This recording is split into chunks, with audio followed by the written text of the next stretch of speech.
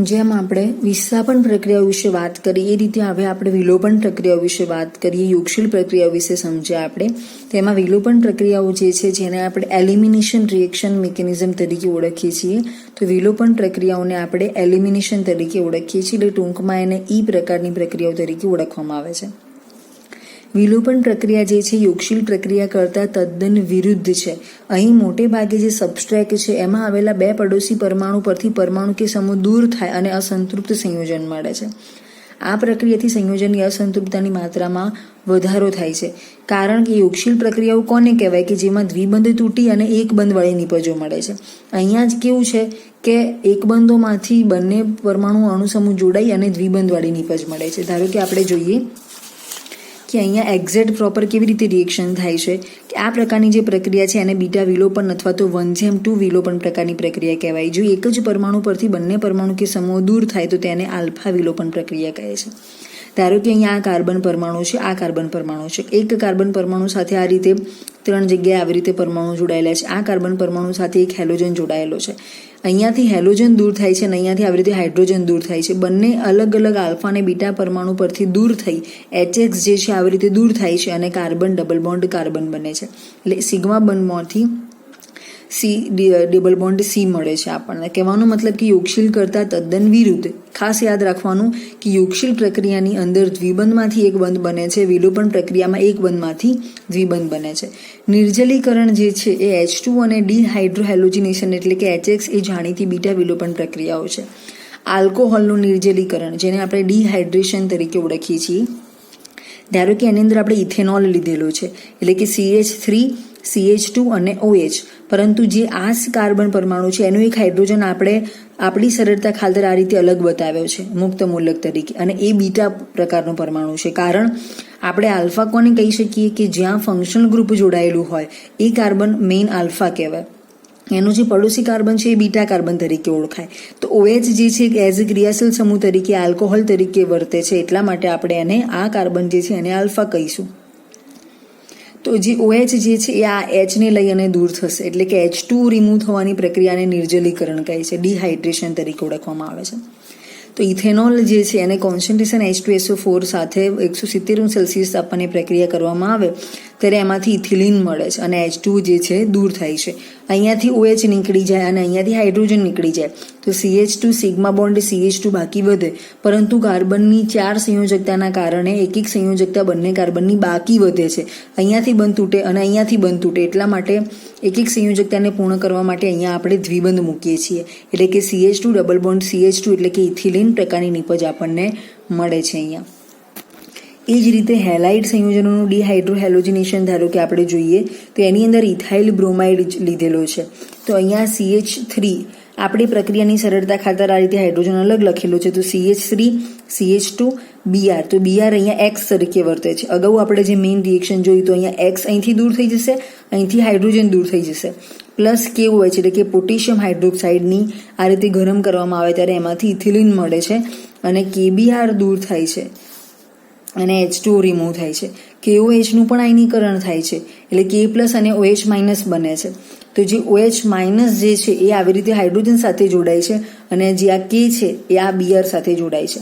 K positive છે એટલે કે પોટેશિયમ જે છે આવી રીતે બ્રોમાઇડ સાથે જોડાય છે, એમાંથી પોટેશિયમ બ્રોમાઇડ બનાવે છે અને H2 જે છે રિમૂવ થાય છે. તો આ રીતે ઇથાઇલ બ્રોમાઇડમાંથી આપણને ઇથિલિન મળે છે જેને આપણે હેલાઇડ સંયોજનોનું ડિહાઇડ્રોહેલોજિનેશન તરીકે ઓળખી શકીએ. હવે અગત્યની અને એક મહત્વની વાત જેને આપણે E2 ક્રિયાવિધિ તરીકે ઓળખીએ છીએ, જે અગાઉ આપણે આ ચેપ્ટરની અંદર SN1 SN2 E2 અને E1 આ 4 પ્રક્રિયા ક્રિયાવિધિમાંથી દર વખતે એક્ઝામની અંદર કમ્પલસરી કોઈ એક થિયરી પૂછાય જ છે. જો એક થિયરી મોટા ક્વેશ્ચનમાં ન પૂછાઈ શકે તો MCQની અંદર પણ આ 4 થિયરીમાંથી કમ્પલસરી ક્વેશ્ચન હશે જ. તો એની ખાસ નોંધ લેવાની કે E2 ક્રિયાવિધિ એટલે કે દ્વિઆણ્વિક વિલોપન ક્રિયાવિધિ. આ ક્રિયાવિધિ એક જ તબક્કામાં થાય છે. જેમ SN2 પણ એક તબક્કામાં થાય છે એ રીતે E2 પણ એક તબક્કામાં થાય છે. જો બેઝ સબસ્ટ્રેટના બીટા કાર્બન પરના પ્રોટોનને આકર્ષે તો સાથે સાથે હેલાઇડ આયન પણ અસમ વિભાજન દ્વારા ઇલેક્ટ્રોન યુગ્મ લઈને દૂર થતો હોય છે અને કાર્બન વચ્ચે દ્વિબંધ રચાય છે.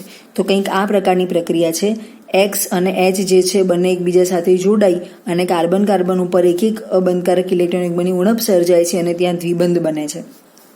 તો આ રીતે આવા કોઈ એક બેઝ પરમાણુ સાથે જોડાઈ આ રીતે એક્સ જે છે રિમૂવ થાય છે અને એચ બી આવી રીતે બેઝ પરમાણુ સાથે પ્રોટોન સાથે આકર્ષાઈ અને આવી નિપજ આપે છે આપણને અને સી ડબલ બોન્ડ સી આવી રીતે જોડાય છે. તો આ પ્રક્રિયાને આપણે થિયરિકલ રીતે સમજીએ કે સબસ્ટ્રેટમાંથી દૂર થતો જે એક્સ છે અને પડોશી કાર્બન પરનો જે હાઇડ્રોજન છે બંને એક સાથે દૂર થાય છે અને પ્રક્રિયા વેગનો આધાર જે છે સબસ્ટ્રેટ અને બેઝ બંનેની સાંદ્રતા ઉપર રહેલો છે. એટલા માટે એનો પ્રક્રિયાક્રમ 2 છે. એટલા માટે એને દ્વિઆણ્વિક વિલોપન અથવા E2 ક્રિયાવિધિ તરીકે ઓળખવામાં આવે છે. એટલા માટે પ્રક્રિયા વેગ ચલે છે સબસ્ટ્રેટ અને બેઝ સાંદ્રતા ઓફ બેઝ. એ જ રીતે K2 જે છે E2 પ્રકારની પ્રક્રિયા ક્રિયાવિધિનો અચળાંક છે. K2 સાંદ્રતા ઓફ સબસ્ટ્રેટ સાંદ્રતા ઓફ બેઝ. જેમ બેઝની પ્રબળતા વધુ એમ E2 પ્રકારની પ્રક્રિયા ક્રિયાવિધિની શક્યતા વધારે. કેટલાક બેઝની પ્રબળતાનો ક્રમ અહીંયા આપણને આપેલો છે કે ધારો કે NH2 greater than OC2H5 greater than OH, તો સૌથી વધારે શક્યતા આ પ્રકારની NH2ની અંદર E2 પ્રકારની પ્રક્રિયા ક્રિયાવિધિ થવાની હશે. એટલે કે E2 ક્રિયાવિધિનો ક્રિયાશીલતાનો ક્રમ આપણે આ રીતે લઈ શકીએ કે 3,0 alkyl halide greater than 2,0 alkyl halide greater than 1,0 alkyl halide. E2 વિલોપન પ્રક્રિયામાં દૂર થનાર જે સમૂહ છે એક્સ અને બીટા પ્રોટોન બંને કાર્બનના સમતલની સામસામેની બાજુએથી દૂર થાય છે. એટલા માટે એને આપણે ટ્રાન્સ વિલોપન તરીકે પણ ઓળખીએ છીએ. SN2 પ્રકારની પ્રક્રિયા ક્રિયાવિધિ જો આપણે સારી રીતે સમજ્યા હોઈશું તો આપણે E2 પ્રકારની પ્રક્રિયા ક્રિયાવિધિને સમજવાની કોઈ જ જરૂર નથી. સરળતાથી આપણે એના માટે લખી શકીએ છીએ. ખાસ યાદ રાખવાનું કે સબસ્ટ્રેટ અને બેઝની સાંદ્રતા પર આધાર રાખતું હોવાના કારણે પ્રક્રિયા વેગ ચલે છે સબસ્ટ્રેટ અને બેઝ. K2 આપણે ચલે છે એના બદલામાં અચળાંક મૂક્યો છે. બીજી ખાસ વસ્તુ યાદ રાખવાની કે એનો પ્રક્રિયાનો ક્રિયાશીલતાનો ક્રમ જે છે આ 3 ફક્ત એક્ઝામ્પલ આપ્યા છે. આવા અસંખ્ય ઉદાહરણો એના માટે હોઈ શકે કે ચડ ઉતરની બેઝની પ્રબળતા હોઈ શકે, પરંતુ નોર્મલ જે ક્રમ છે એ 3,0 ગ્રેટર દેન 2,0 ગ્રેટર દેન 1,0 પ્રકારનો ક્રમ એમાં જોવા મળે છે. ઘણી વખતે ટ્રાન્સ વિલોપન એટલે શું એવા પ્રકારની પણ વ્યાખ્યા પૂછાઈ શકે છે. તો એના માટે આપણે ખાસ કાળજી રાખવાની કે E2 વિલોપન પ્રક્રિયામાં દૂર થનાર જે એક્સ સમૂહ છે અને બીટા પ્રોટોન બંને કાર્બનના સમતલની સામસામે બાજુએથી દૂર થાય છે. એટલા માટે એને આપણે ટ્રાન્સ વિલોપન કહીએ છીએ. વિલોપન પ્રકારની પ્રક્રિયામાં ટ્રાન્સ સ્થાને થતો ફેરફાર જેને આપણે ટ્રાન્સ વિલોપન તરીકે ઓળખીએ છીએ. એ જ રીતે જોઈએ તો E1 ક્રિયાવિધિ, એક આણ્વીય વિલોપન ક્રિયાવિધિ. આ ક્રિયાવિધિ 2 તબક્કામાં થાય છે. પ્રથમ ધીમા વેગ નિર્ણાયક તબક્કામાં નિવૃત્ત થતો સમૂહ જે છે બંધના અસમ વિભાજન દ્વારા દૂર થતા કાર્બોકેસાયન પ્રાપ્ત થાય છે. આ કાર્બોકેસાયન બીજા ઝડપી તબક્કામાં બેઝ દ્વારા બીટા પ્રોટોન દૂર થતા આલ્કિલ પ્રાપ્ત થાય છે. તો આ રીતે આપણે જોઈએ કે જે સબસ્ટ્રેક્ટ છે અહીંયા આપણે આ જે છે એને સબસ્ટ્રેક્ટ તરીકે ઓળખીએ. તો જેમ તમે SN1ની અંદર આપણે પહેલા તબક્કા દરમિયાન જેમ કાર્બોકેસાયન મળતો હતો એ રીતે અહીંયા પણ પહેલા તબક્કા દરમિયાન કાર્બોકેસાયન મળે છે. તો જે સબસ્ટ્રેટ છે એની અંદર પહેલો તબક્કો જે છે ધીમો તબક્કો છે, વેગ નિર્ણાયક તબક્કો છે. એ તબક્કા દરમિયાન આ રીતે કાર્બોકેસાયન પ્રાપ્ત થાય છે અને આ રીતે હેલોજન સમૂહ એમાંથી દૂર થાય છે અને અહીંયા પોઝિટિવ ચાર્જ આવે છે. એ પોઝિટિવ ચાર્જ ઉપર આ રીતે બેઝ પ્રોટોન જે છે એ જોડાય છે, ઝડપી નિર્ણય આપી અને નિપજ આ રીતે સી ડબલ બોન્ડ સી ધરાવતી નિપજ મળે છે અને છેલ્લે HB છે આ ફોર્મમાં રિમૂવ થાય છે. તો અહીંયા 2 તબક્કામાં પ્રક્રિયા થાય છે, પરંતુ પ્રક્રિયા વેગ જે છે ફક્ત આ રીતે સબસ્ટ્રેટ પર આધાર રાખે છે. એટલા માટે એને આપણે E1 પ્રકારની ક્રિયાવિધિ તરીકે ઓળખીએ છીએ. તો જેમ આપણે અગાઉ લખ્યું એ રીતે અહીંયા શું લખી શકીએ કે પ્રક્રિયા વેગ ચલે છે substrate is equal to K1 સાંદ્રતા ઓફ સબસ્ટ્રેટ. અને આ રીતે E1 પ્રકારની પ્રક્રિયા ક્રિયાવિધિ માટે તમે કેવી રીતે લખી શકો? તો આ રીતે પ્રથમ તબક્કો ધીમો અને વેગ નિર્ણાયક તબક્કો છે. સમગ્ર પ્રક્રિયામાં પ્રક્રિયા વેગનો આધાર આ તબક્કા પર હોય છે. પ્રક્રિયા વેગ ફક્ત સબસ્ટ્રેટની સાંદ્રતા પર જ આધાર રાખતો હોવાથી પ્રક્રિયાની ક્રિયાવિધિ એક આણ્વીય વિલોપન અથવા તો E1 ક્રિયાવિધિ તરીકે ઓળખાય છે. પ્રક્રિયા વેગ ચલે છે substrate is equal to K1 substrate. અહીં પ્રક્રિયા વેગ અને મળતી નિપજનો આધાર પ્રથમ તબક્કાને અંતે મળતા કાર્બોકેસાયનની સ્થિરતા પર રહેલો હોય છે. અહીં ધ્રુવીય દ્રાવક પણ E1 પ્રક્રિયા વિધિ શક્યતા વધારે છે. સામાન્ય રીતે સ્થાયી કાર્બોકેસાયન આપે તેવો સબસ્ટ્રેટ જે છે E1 ક્રિયાવિધિને અનુમોદન આપે છે. આથી E1 ક્રિયાવિધિની શક્યતાનો જે ક્રમ છે એ સબસ્ટ્રેટ માટે નીચે પ્રમાણે આપી શકાય.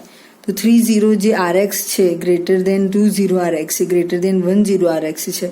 તો ઘણીવાર ઇવન ક્રિયાવિધિ દરમિયાન મળતા કાર્બોકેશાયનની પુનઃરચના થઈ વધુ સ્થાયી કાર્બોકેશાયન મળતા વધારાની આલ્કિલ નિપજ પર મળી શકે છે.